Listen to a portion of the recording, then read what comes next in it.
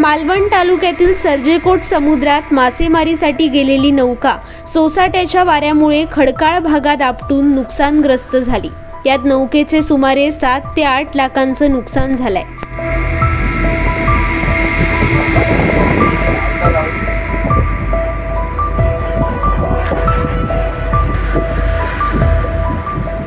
जाळी, इंजिन आणि इतर साहित्य समुद्रात वाहून गेलंय।